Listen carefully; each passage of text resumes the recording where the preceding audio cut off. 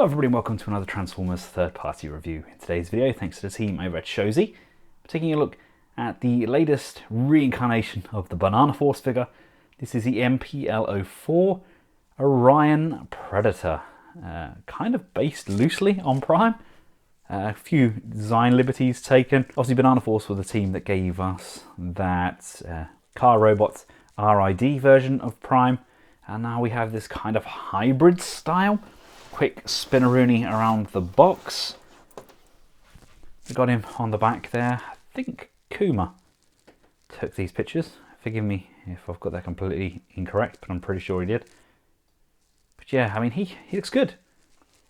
Not really sure what he's based on though. It's kind of like the Invasion Prime add-on kit that DX9 had, that sort of thing. Stuck on there. It's kind of a semi-G1-esque look for Prime. Not a cheap one, but still a decent looking action figure nonetheless. And here we have him out of his plastic prison. He looks okay. I'm not sure what to think about him. I mean, in hand, physically, he's an incredible figure. He's very robust, very articulated, and an absolute delight to pose. But I don't know if they've just gone too far with the creativity on him. I think he's kind of lost that Prime-esque spark with their Car Robots Prime. I don't know. Maybe it's just the aesthetic. It's just too far away from my Prime, I guess. It's very kind of anime inspired. There's kind of really long antennas. I don't know. It's kind of very artsy. Something you would expect from 3A perhaps. And much like his previous incarnations, he does come with a plethora of add-ons and accessories, this time kind of based on some sort of flight suit. I don't know where they've drawn the inspiration here. Maybe it's a comic, maybe it's some form of artwork, but it looks okay. I think it looks better when it's all kind of fully combined on him, but it's still not necessarily the Prime I was after. I think you can only kind of rinse a mold so much. It's still in basis their same Prime, and we still don't have the Ultra Magnus to go with it. You know, that's what I was kind of hoping for. I saw this and I thought, you know what, let's give it a go. Let's see how it looks. It was on Shozy. It was a fairly decent price for what it is. And I thought, if I don't like it, I can always just send it on to somebody else, can't I? So, but, I mean, built up, he actually looks pretty decent with all of that kind of armor on. And it's not just the top half as well. We can modify those legs. So instead of having kind of these nice placed out calf pieces, we can actually switch those out with sets of wheels that come provided, resulting, in my opinion, in a much nicer look for the back of the legs. It's all done with magnets as well, so it just slots in and grips into position. That's exactly what it needs to. And again, kind of gives the impression that this is going to transform. Of course, this does not transform. No, this is a static kind of action figure based on the Transformers brand. So some of you are in that park where if it doesn't transform, it's not a Transformer. I personally see Transformers as a brand. So even some of the reaction or staction figures, they are still Transformers in my eyes. The sculpt isn't terrible. Like I said though, it's just incredibly stylized. I mean, the Matrix section here, that looks absolutely sublime. Gorgeous kind of crystal effect going on there. Let's close those off. The head does in fact change, but it's an incredibly tight fit on there. And this one actually kind of looks a lot more kind of Gundam-esque, I guess. You've still got these large antennae.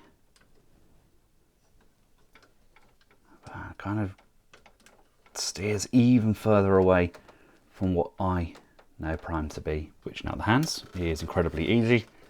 Again, everything's just on these big fat ball joints. Just got to kind of work everything on. I switched it out for kind of the open grasp hand because we can then slide these down. They're designed to kind of then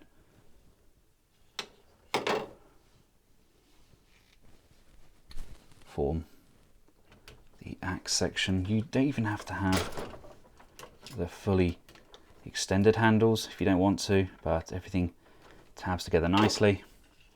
And we can just slide that down. There we go. One thing this thing's definitely got going for it is the posability levels. Something about that just kind of looks cool, doesn't it? I do like the wings attached. They can move left and right. There's actually a space to put batteries in the gun. I don't have any batteries for it to hand, but there's a small retaining piece here. Again, this is magnetic, so you just put your batteries in here and then you open and close to turn said light on. But I do think he looks sensational wielding the gun. And of course, if you want to, you can also extend the axe. You get multiple pieces here, so we can bring off the tail of this section, and you can pop that on the end as well, so you can extend it even further. But you know, that's pretty much what we get with him. We get the couple of different hands. You get that kind of open palm, again, very kind of animation style hand. I guess the biggest selling point of this guy is the articulation. With his head that can look up, down, left and right. We can tilt on that neck joint. We've got shoulder joints that can come up. See, we've got this nice little hinge here which allows them to come up. If you look, you can actually flip this hinge, and these will actually come up even higher, like so. We've got a rotation on here. We've got a pivot out to the side. There's an upper bicep rotation, not one, but two bends on that elbow. You've got rotation and pivot on the wrist as well. That's really good if he was to have a sword. We've got that butterfly joint on the chest, which really kind of opens it up.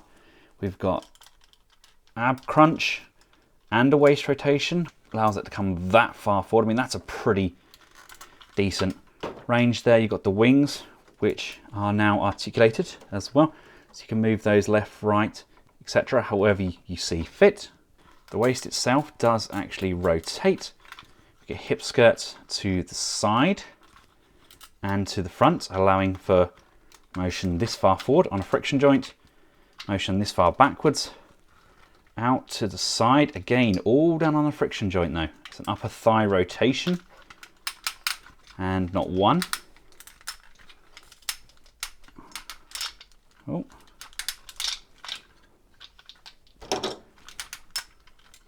You've got that nice bend on the legs, but as you saw there, to make full use of that range, you can't have the wheels attached.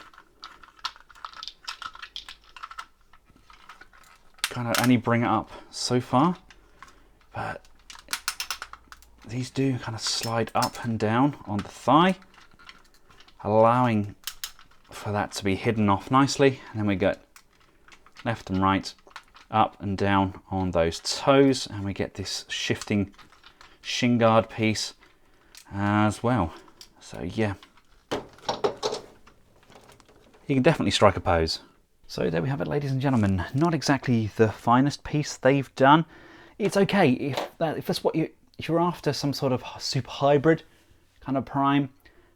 It's okay. I think this sort of thing's been done before though, and it could have actually have been done better in the past. I think it's because I've come off the back of reviewing the 3.0 Revenge of the Fallen Optimus Prime, which was absolutely sublime, and this is just a little bit meh, I guess. I'm sure there's a lot of people out there that can absolutely love this kind of design and aesthetic. Just personally, I don't think it's for me. I think their RID Prime was the best, was much better. It just doesn't really tick the right boxes for me. Let me know your thoughts in the comment section below. Is this the Prime you've been looking for? Have you decided to cancel your order after seeing this video? Let me know either way. Let's make a nice little discussion prior to Christmas. And if I don't speak to you all before, have a very happy holidays. Merry Christmas to you all. And from myself and the rest of the Collectables household, goodbye.